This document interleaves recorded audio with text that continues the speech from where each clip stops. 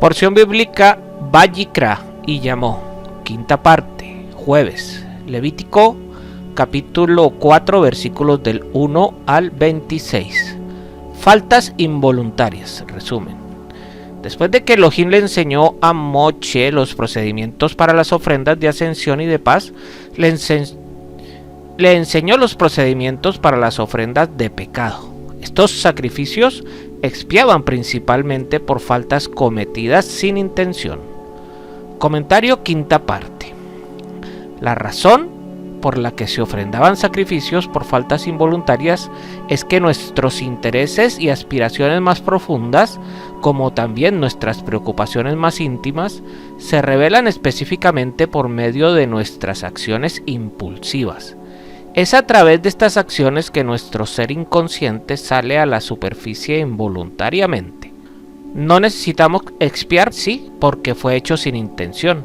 Lo que necesitamos es expiar en toda la conducta y la actitud previa que moldeó nuestro ser interno en alguien cuyos intereses corren en contra de la voluntad de Elohim hasta que llegó a rechazarla espontáneamente.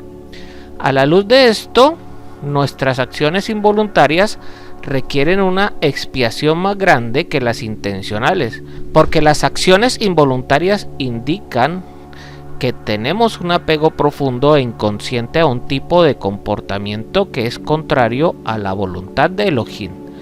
Las malas acciones intencionales no necesariamente indican que sufrimos de esta falla oculta.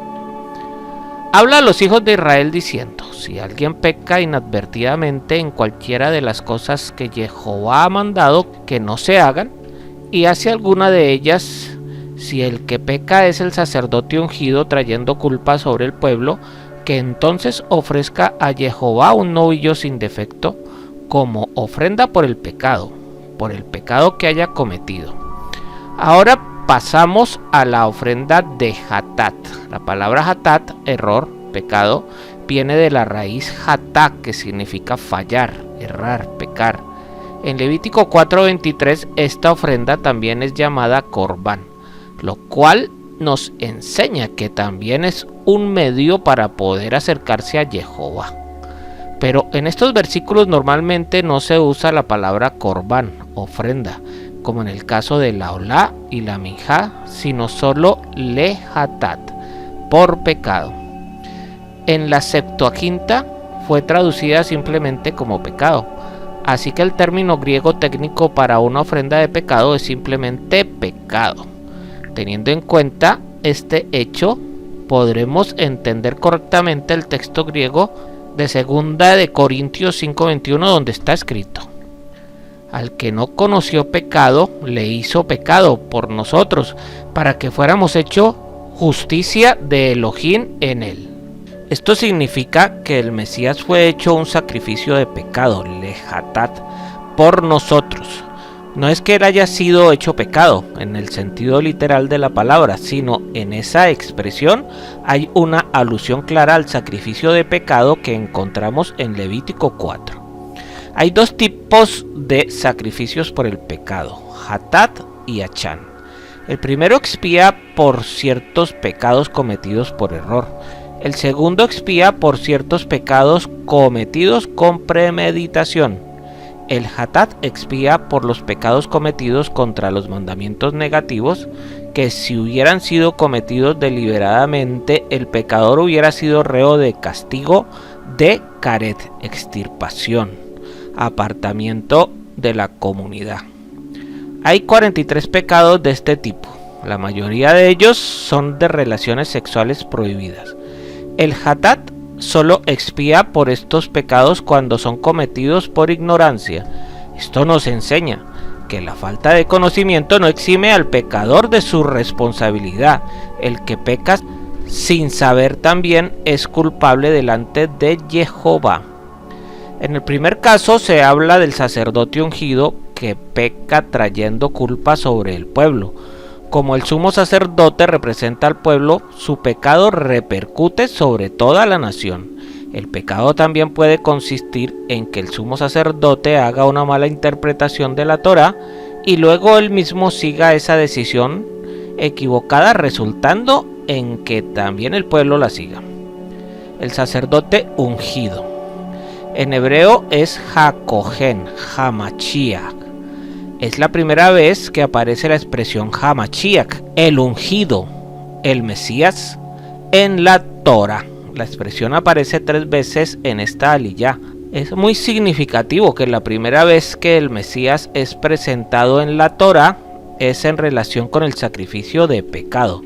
Tenemos 3 testigos firmes que muestran que la tarea primordial del Mesías es redimir el mundo por medio de su propio sacrificio de pecado, para que todo aquel que cree en él no se pierda, mas tenga vida eterna. Juan 3:16. Si el que peca es el sacerdote ungido, Hamashiach, trayendo culpa sobre el pueblo, en este texto está escrito que Hamashiach es el que tiene pecado, y ese pecado llega sobre el pueblo. La imagen de la sombra mesiánica está invertida. El pecado del pueblo vino sobre el Mesías Yeshua y la justicia suya vino sobre el pueblo. En el versículo 5 está escrito: luego el sacerdote ungido, Hamashiach, tomará de la sangre del novillo y la traerá a la tienda de reunión. Aquí está escrito que Hamashiach es el que trae la sangre al tabernáculo. De la misma manera, Yeshua el Mesías llevó su propia sangre al tabernáculo en el cielo. En el versículo 16 está escrito: entonces el sacerdote ungido, Hamashiach, traerá sangre del novillo a la tienda de reunión. Parte de la sangre fue llevada al Mizcán. Esto habla del momento cuando el Mesías Yeshua llevó su sangre al tabernáculo celestial, como está escrito en Hebreos 9:12. Y no por medio de la sangre de machos cabríos y becerros, sino por medio de su propia sangre. Entró al lugar santísimo una vez para siempre, habiendo obtenido redención eterna. En otras interpretaciones se entiende que cuando el Mesías Yeshua murió, su sangre fue derramada en una rendija en el piso, la cual cayó directamente sobre el arca, que para algunos está escondido en cavernas subterráneas debajo del sitio de ejecución del Mesías Yeshua. Traerá el novillo a la puerta de la tienda de reunión delante de Jehová. Pondrá su mano sobre la cabeza del novillo y lo degollará delante de Jehová. Pero la piel del novillo y toda su carne, con su cabeza, sus patas, sus entrañas y su estiércol, es decir, todo el resto del novillo, lo llevará a un lugar limpio fuera del campamento, donde se echan cenizas, y lo quemará al fuego sobre la leña, lo quemará donde se echan las cenizas. Cuando la sangre es llevada dentro del tabernáculo, el resto del animal no se puede comer, sino es quemado fuera del campamento. Esto nos habla de la muerte del Mesías, cuya sangre fue llevada al interior del santuario celestial y, según otras interpretaciones, fue derramada directamente en el arca. Su muerte ocurrió fuera de las murallas de la ciudad, cerca del altar que estaba en el Monte de los Olivos. Todos los sacrificios son sombras del sacrificio del Mesías, y a base del sacrificio del Mesías, estos sacrificios obtienen validez delante de Jehová. Si es toda la congregación de Israel la que comete el error y el asunto pasa desapercibido a la asamblea y hacen cualquiera de las cosas que Jehová ha mandado que no se hagan, haciéndose así culpables. La congregación de la cual se habla aquí no es todo el pueblo, sino el gran Sanedrín con 71 miembros, el órgano de mayor autoridad en la nación, con poderes legislativos, judiciales y en ciertos casos ejecutivos. Si este tribunal se equivocaba en una decisión y por error permitía un acto prohibido por la Torá, se ofrecía un novillo por ese pecado de todo el pueblo. Cuando es un jefe el que peca e inadvertidamente hace cualquiera de las cosas que Jehová su Elohim ha mandado que no se hagan, haciéndose así culpable. Si un jefe, un rey o un miembro del Sanedrín peca por error en las cosas prohibidas que producen caret, si se comete deliberadamente, tiene que presentar un macho cabrío como sacrificio de pecado. Pondrá su mano sobre la cabeza del macho cabrío y lo degollará en el lugar donde se degüella la ofrenda de ascensión delante de Jehová. Es una ofrenda por el pecado. En el lugar donde es degollada la olá, al lado del norte del altar, se degüella el hatat para no avergonzar al pecador. Así los demás no ven si el sacrificio es de ascensión o de pecado, y no hay lugar para malos pensamientos y malas lenguas. Jehová protege de esta manera la fama del pecador arrepentido. Si un miembro del pueblo peca por error en alguna de las cosas prohibidas que producen caret, si se comete deliberadamente, tendrá que traer una cabra como sacrificio de pecado para que reciba el perdón. En Lucas 23:34 está escrito: y Yeshua decía: Padre, perdónalos, porque no saben lo que hacen. En primera de Timoteo, del 1 al 3 está escrito: aún habiendo sido yo antes blasfemo, perseguidor y agresor, sin embargo se me mostró misericordia, porque lo hice por ignorancia en incredulidad. Estos dos textos nos muestran que el perdón es dado cuando hay ignorancia en los que pecan. Si uno realmente no sabe lo que hace cuando peca. En Números 15, 27 al 31 está escrito: también, si una persona peca inadvertidamente, ofrecerá una cabra de un año como ofrenda por el pecado, y el sacerdote hará expiación delante de Jehová por la persona que ha cometido el error, cuando peca inadvertidamente, haciendo expiación por él, y será perdonado. Para el que es nativo entre los hijos de Israel y para el extranjero que reside entre ellos, tendréis una sola ley para el que haga algo inadvertidamente, pero aquel que obre con la mano levantada, ya sea nativo o extranjero, ese blasfema contra Jehová, y esa persona será cortada de entre su pueblo, porque ha menospreciado la palabra de Jehová y ha quebrantado su mandamiento. Esa persona será enteramente cortada, su culpa caerá sobre ella. El que ora con mano levantada, es decir, desafiando a Jehová, no tendrá perdón. En Marcos 3, 28 al 30 está escrito: en verdad os digo que todos los pecados serán perdonados a los hijos de los hombres y las blasfemias con que blasfemen, pero cualquiera que blasfeme contra el Espíritu de Santidad no tiene jamás perdón, sino que es culpable de pecado eterno, porque decían: tienen un espíritu inmundo. La blasfemia contra el Espíritu de Santidad no tiene jamás perdón, sino que produce una culpa de juicio eterno. En este caso, la blasfemia contra el Espíritu consistía en decir que Yeshua tenía un espíritu inmundo. Con otras palabras, y la sabiduría que salía del Mesías, y luego decían que esos milagros y esas enseñanzas son de origen satánico, sabiendo lo que decían, no podían obtener el perdón por tal blasfemia.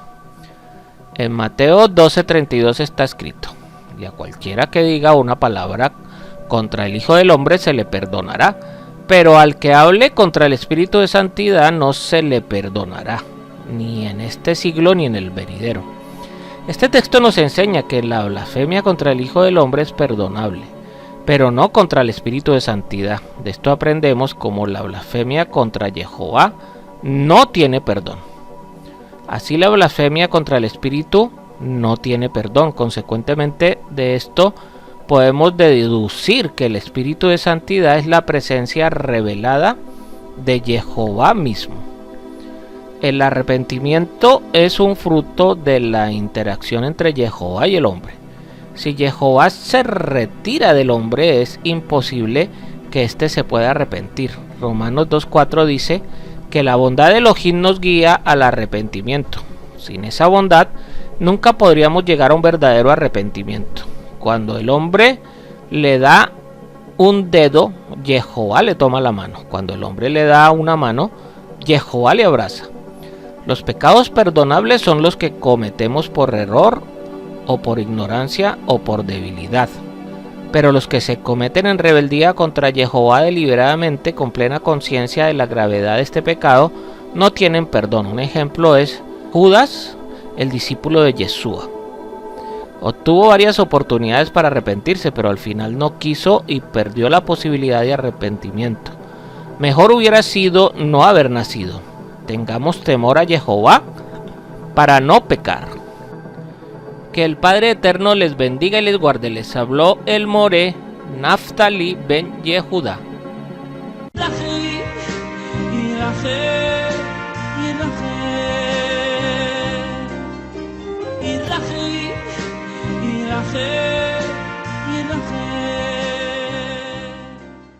Si este estudio te ha sido de utilidad, te invito a suscribirte en nuestras redes sociales de YouTube, Facebook, TikTok e Instagram. Activa las notificaciones, dale me gusta al video y déjanos tus comentarios, inquietudes o sugerencias. Shalom.